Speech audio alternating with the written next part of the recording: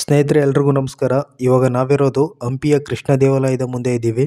ಇದನ್ನು ಬಾಲಕೃಷ್ಣ ದೇವಸ್ಥಾನ ಅಂತಲೂ ಕೂಡ ಕರೀತಾರೆ.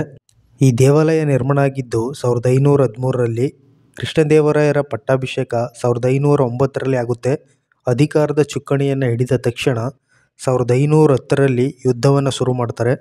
ಕೃಷ್ಣದೇವರಾಯರು 1513ರಷ್ಟಕ್ಕೆ ಒಡಿಸ್ಸಾವನ್ನು ತಲುಪಿ ಅಲ್ಲಿನ ರಾಜ ಗಜಪತಿಯನ್ನು ಹೀನಾಯವಾಗಿ ಸೋಲಿಸಿ ಅವನ ಮಗಳನ್ನು ಮದುವೆಯಾಗಿ ಅಲ್ಲಿದ್ದಂತಹ ಬಾಲಕೃಷ್ಣ ವಿಗ್ರಹವನ್ನು ವಿಜಯದ ಸಂಕೇತವಾಗಿ ತಂದು ಪ್ರತಿಷ್ಠಾಪನೆಯನ್ನು ಮಾಡ್ತಾರೆ ಈ ಒಂದು ದೇವಸ್ಥಾನದಲ್ಲಿ. ಅದಕ್ಕೆ ಸಂಬಂಧಪಟ್ಟಂತೆ ಒಂದಿಷ್ಟು ಮಾಹಿತಿಯನ್ನು ಈ ಸೈನ್ ಬೋರ್ಡಲ್ಲಿ ಕೊಟ್ಟಿದ್ದಾರೆ, ನೀವಿಲ್ಲಿ ಓದ್ಕೋಬಹುದು. ಪೂರ್ವಕ್ಕೆ ಅಭಿಮುಖವಾಗಿರುವಂಥ ಈ ದೇವಸ್ಥಾನದಲ್ಲಿ ಬಹಳಷ್ಟು ಅದ್ಭುತವಾದಂಥ ಶಿಲ್ಪಗಳನ್ನು ನಾವಿಲ್ಲಿ ನೋಡಬಹುದು. ವಿಡಿಯೋನ ಕೊನೆವರೆಗೂ ನೋಡಿ ಸ್ನೇಹಿತರೆ. ದೇವಸ್ಥಾನವನ್ನು ಕಂಪ್ಲೀಟಾಗಿ ತೋರಿಸುವಂಥ ಪ್ರಯತ್ನವನ್ನು ನಾನಿಲ್ಲಿ ಮಾಡಿದ್ದೀನಿ.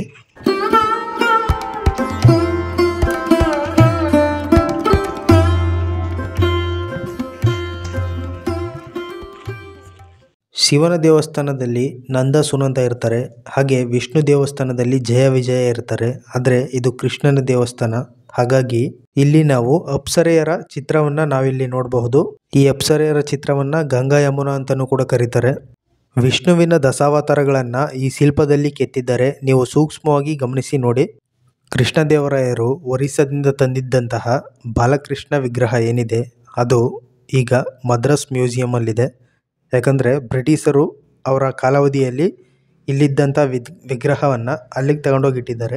ಬ್ರಿಟಿಷರು ಆಡಳಿತ ಮಾಡ್ತಿದ್ದ ಸಂದರ್ಭದಲ್ಲಿ ಈ ಹಂಪಿಯ ಒಂದು ಭಾಗ ಏನಿದೆ ಇದೆಲ್ಲವೂ ಮದ್ರಾಸ್ ಪ್ರಾಂತ್ಯಕ್ಕೆ ಸೇರಿತು. ಹಾಗಾಗಿ ಆ ವಿಗ್ರಹವನ್ನು ಆ ಮ್ಯೂಸಿಯಂನಲ್ಲಿ ತಗೊಂಡಿಟ್ಟಿದ್ದಾರೆ. ನೀವಿಲ್ಲಿ ನೋಡ್ಬೋದು ಸ್ನೇಹಿತರೆ, ವಿಷ್ಣುವಿನ ದಶಾವತಾರ ಏನಿದೆ ಅದನ್ನು ಈ ಹೆಬ್ಬಾಗಿಲ ಮೇಲೆ ಬಹಳ ಅಚ್ಚುಕಟ್ಟಾಗಿ ಕೆತ್ತಿದ್ದಾರೆ ಶಿಲ್ಪಿಗಳು. ನೀವು ಹಂಪಿಗೆ ಬಂದಾಗ ಗೈಡ್ ಜೊತೆ ಬನ್ನಿ. ಹಂಪಿಯಲ್ಲಿರುವಂಥ ಒಂದೊಂದು ಕಲ್ಲು ಒಂದೊಂದು ಕಥೆಯನ್ನು ಹೇಳುತ್ತೆ ಅಂತಾರಲ್ಲ, ಅದು ಸುಳ್ಳಲ್ಲ. ಪ್ರತಿಯೊಂದು ಕಲ್ಲು ಏನು ಕತೆ ಹೇಳುತ್ತೆ ಎನ್ನುವಂಥ ವಿಚಾರವನ್ನು ಇಲ್ಲಿ ಗೈಡ್ಗಳು ತಿಳಿಸ್ಕೊಡ್ತಾರೆ ನಿಮಗೆ. ಹಾಗಾಗಿ ನೀವು ಗೈಡ್ಗಳ ಜೊತೆ ಬನ್ನಿ ಸ್ನೇಹಿತರೆ. ದೇವಸ್ಥಾನದಲ್ಲೇ ಇದ್ದು ದೇವಸ್ಥಾನವನ್ನು ಕಾಯಲಿಕ್ಕೆ ಕಾವಲುಗಾರರಿಗೆ ಮಾಡಿದ್ದಂಥ ವ್ಯವಸ್ಥೆ ನೋಡಿ ಹೇಗಿದೆ.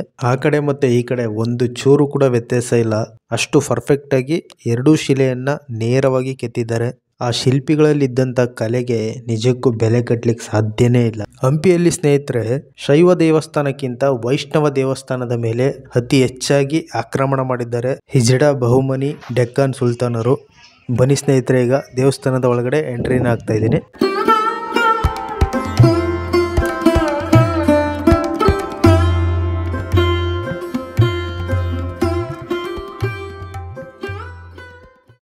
ನೀವಿವಾಗ ನೋಡ್ತಾ ಇರುವಂಥದ್ದು ಗರುಡ ಸ್ತಂಭ.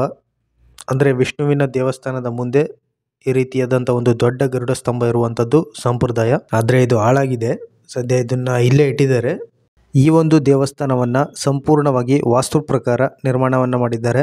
ನೀವಿಲ್ಲಿ ನೋಡ್ಬೋದು ಸ್ನೇಹಿತರೆ, ಕೃಷ್ಣದೇವರಾಯರು ಒಡಿಸ್ಸಾದ ಗಜಪತಿ ವಿರುದ್ಧ ಯುದ್ಧ ಮಾಡಿದಂಥ ಸನ್ನಿವೇಶಗಳ ಚಿತ್ರಣವನ್ನು ನಾವಿಲ್ಲಿ ನೋಡಬಹುದು.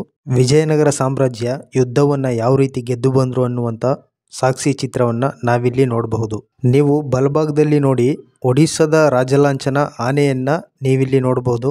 ಅದೇ ರೀತಿ ಎಡಭಾಗದಲ್ಲಿ ನೋಡಿ ವಿಜಯನಗರದ ರಾಜ ಮತ್ತು ಸೈನಿಕರು ಯುದ್ಧವನ್ನು ಗೆದ್ದು ಸಂಭ್ರಮಿಸ್ತಾ ಇದ್ದಾರೆ.